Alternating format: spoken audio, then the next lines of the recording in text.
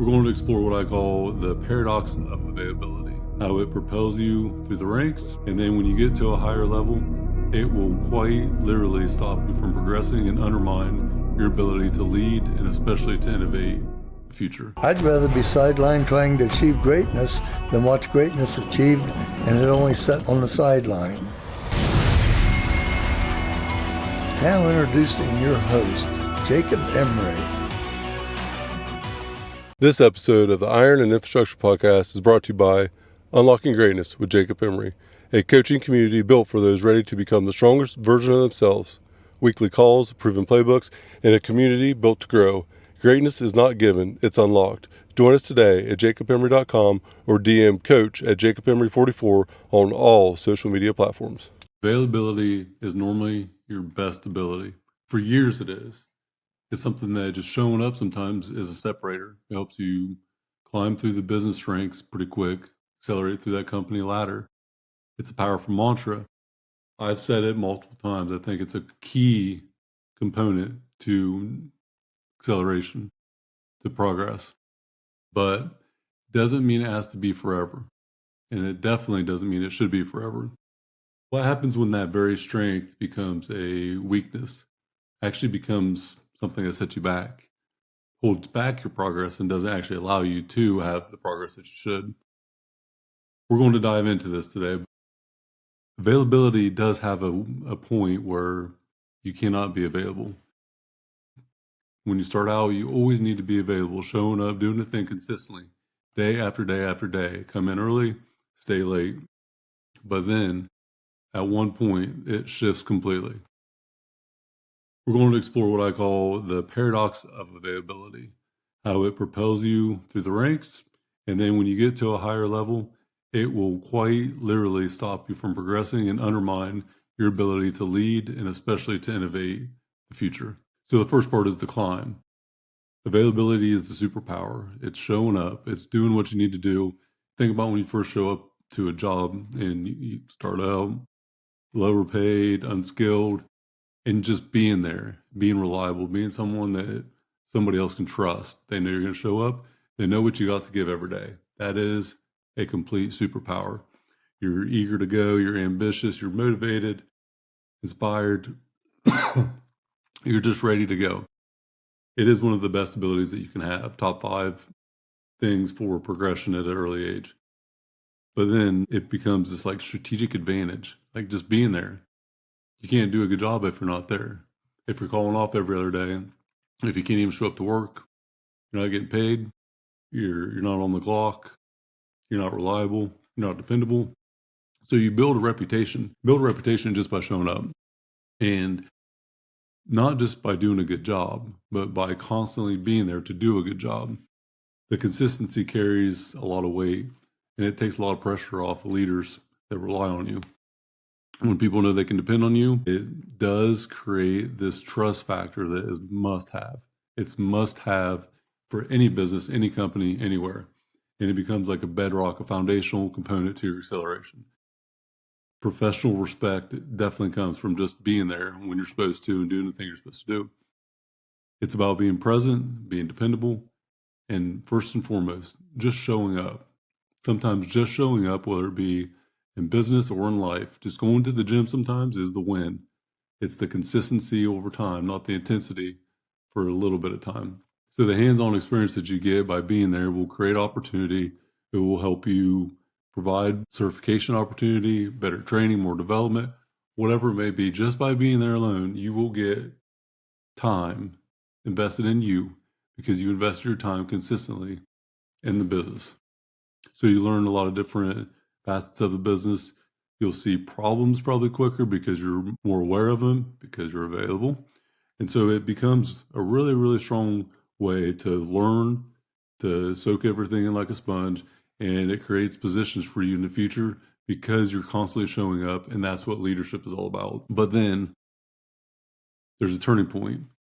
Now you fast forward a little bit, you put in the hours, you've built the trust, and you've earned your stripes, you've paid your dues, and you've reached that executive level, whether it be like a director or an executive, a C-suite, whatever it may be. That corner office, that spot where you're kind of out there on the island, and you're supposed to be responsible, or you are responsible for a future. You got to build, you got to think, you got to strategize.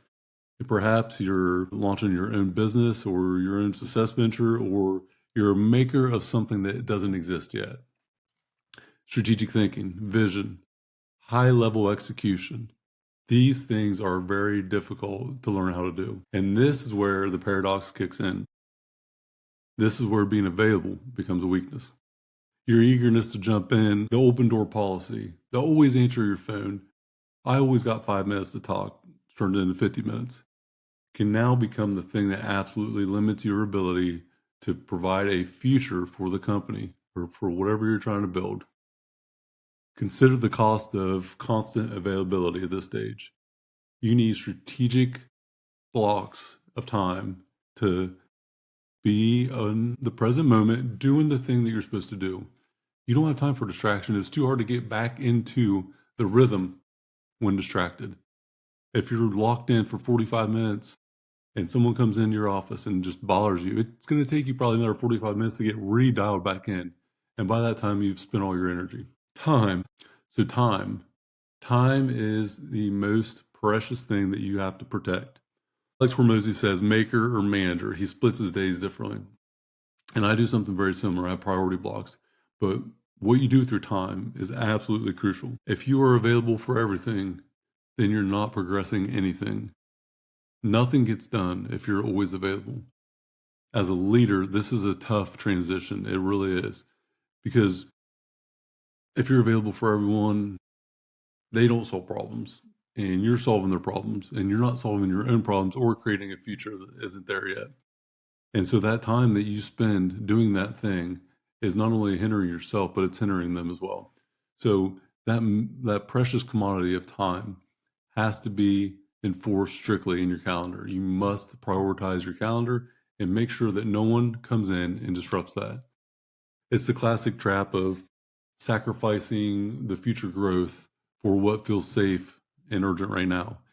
We're more prone by default to go do these things because that's what we've always done. Solve the problem, put out the fire, the thing right now, the 911 that has to be done. Don't sacrifice what's important, though, for what feels urgent in that moment. Stepping in to solve a problem that someone else should solve actually limits their growth and it limits your ability to provide a future. Although it feels productive in the moment, it's really not. Kind of like raising kids, you got to let them fall down so they can get back up. So then once you realize that, you have to create this ability to be absent. So it's the power of strategic absence. At the executive level, when you're trying to build a future, your role shifts dramatically and it's a completely different mindset. And it's difficult to do. It's no longer about solving that immediate thing right now. It's not the fire being put out right now. You're creating something that doesn't exist. It's about creating a system where problems are solved effectively because they're on repeat. They're done once, they're done twice. It's a playbook of knowing how to do it. When you're overly available, though, you're more than likely not going to have a clear system because you become the system. And inadvertently, you become the system, also the bottleneck. So your team always knows that you're there. You're always Mr. Reliable. You're always the go-to guy. And then what happens is your team has no confidence because they're just coming to you for every answer. And then they end up coming to you for everything and don't think about anything on their own. You become the bottleneck. You become the reason that your company doesn't grow. For one, you're not providing a future platform. And two, you're not allowing the leadership to grow the way they should. Your desire to help other people, although you think it is a plus sign. Yes, positivity. I'm rah-rah. I'm helping out. I'm doing the thing. I'm a part of the team still. Sometimes you got to separate yourself from the team for the team to have a future. And this is where the power of strategic absence comes in.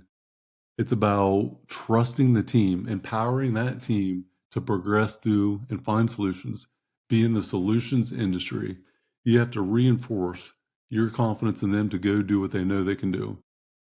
Confidence in them, trust in them to find the solution, knowing that they're going to fail, knowing that you failed too. And it's both okay. How you react to that ultimately shows the real leadership.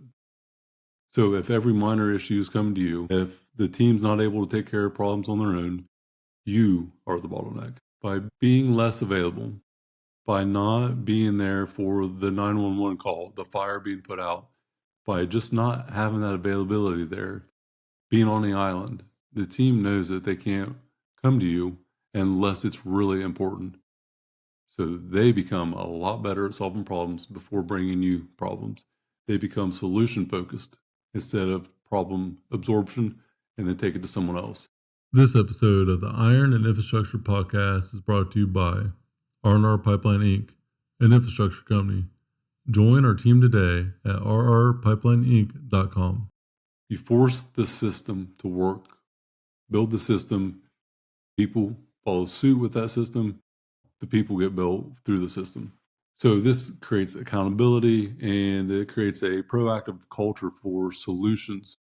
I always used to say that I'm in the solutions industry. If you're going to bring me a problem, at least have one good solution and recommendation, but don't just bring a scenario without some type of solution that you thought through.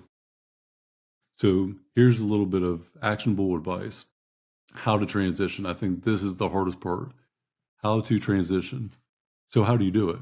You're always the go-to person. You're probably, like myself, I was in operations for years. I was the go-to for operational things.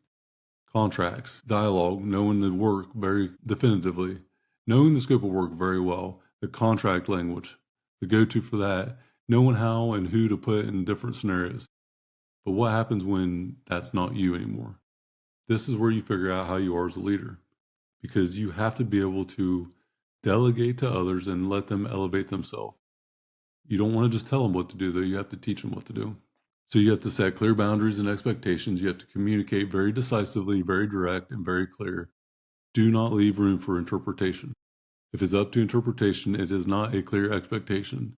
Very definitively specific, must be yes or no, black and white. So the issues that are going to come up, how to resolve them, make sure that everything that you experience, you expedite the pain of them having to fail because of your learning lessons.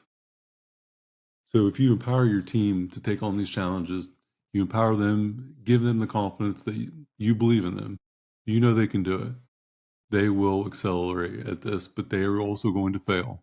Knowing that they're going to fail, though, just means that it's just part of the learning, because the only real failure is just not trying. And one of the best things that I've learned to do is ask questions out of curiosity. Play dumb. I don't understand. I don't know.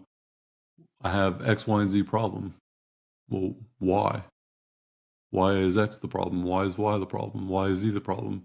Who else have you talked to? What solutions do you think would work? Do you have a recommendation? Ask questions out of curiosity, regardless if you know the answer. Majority of the time, even if you know the answer, you can ask a couple questions for that person to solve it themselves. And you just play dumb. I don't know. Can't help you. I don't have a solution for you. What would you do if this was the case? What must be true for this outcome to be there?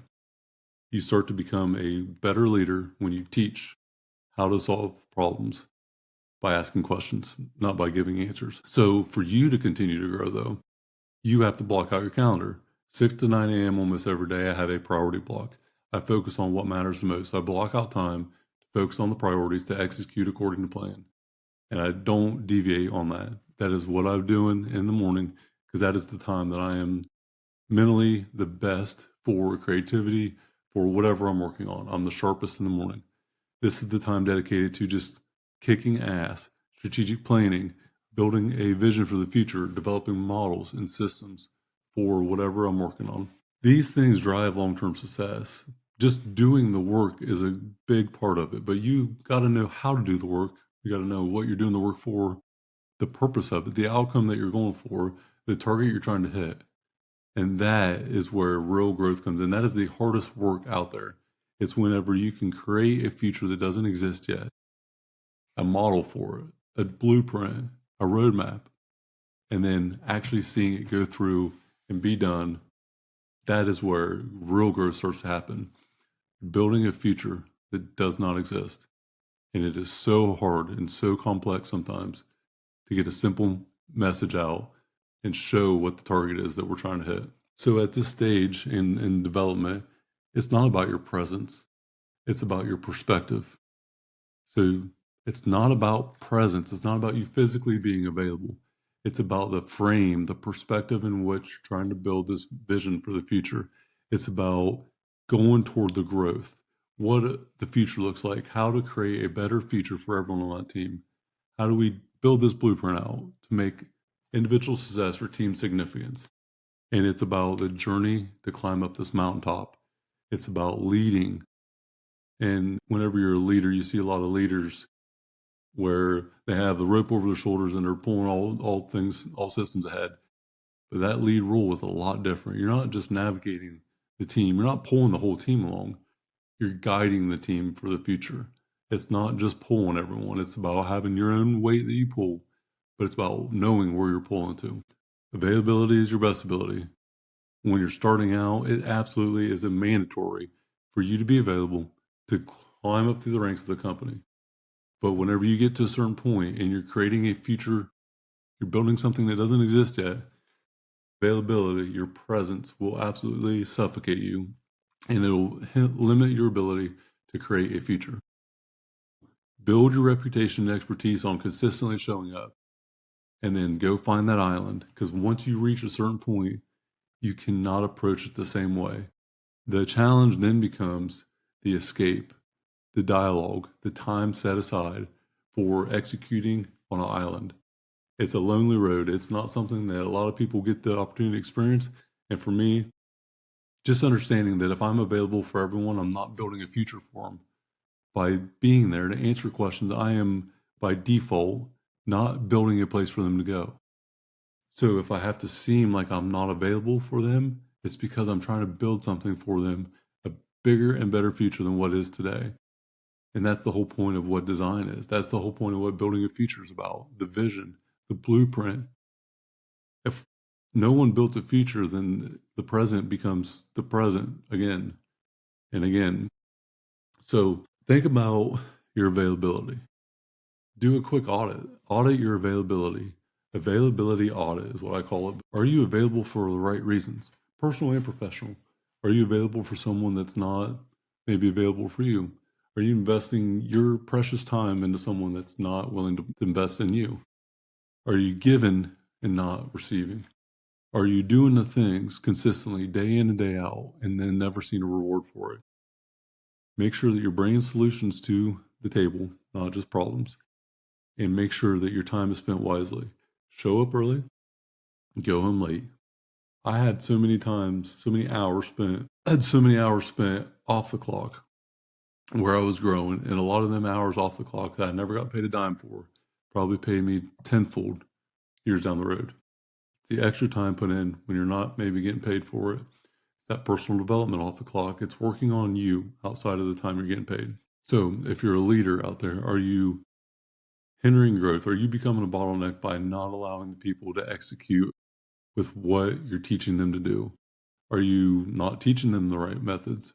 What is the reason why you're still answering questions, still trying to solve problems for people? Look at the level where you're at and what you're doing. If you're an owner or an executive and you're trying to build a future, are you designing or are you by default putting out fires?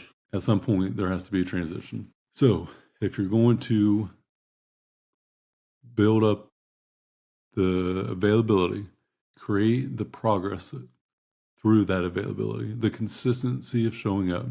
If you're going to show up consistently and you're going to execute, you're going to win. So you're going to climb that ladder. You're going to work up the company ladder. Make sure, though, when you reach a certain point, your availability doesn't become the thing that hinders you. Availability paradox. Be available until you can't be available so you can create a future for everyone else around you on the team. So, availability paradox is the Iron Infrastructure Podcast. Appreciate everyone tuning into this. Got anything? I'd love to hear it. 5-star rating if you think it was any good. If you don't, bring it to me. Let's hear what you got to say about it. I like feedback either way. So, appreciate everyone. Subscribe to the YouTube channels, Iron Infrastructure, Jacob Emery 44 on all social media. Go to jacobemery.com for the Unlocking Greatness group coaching program. It has taken off like crazy. Everyone's winning big time in 2026. Hope to see you guys there. Stop telling yourself one day. It isn't about one day, it's about day one. Today should be your day one. What you need isn't another day. What you need is clarity with the community to give you confidence to unlock your greatness.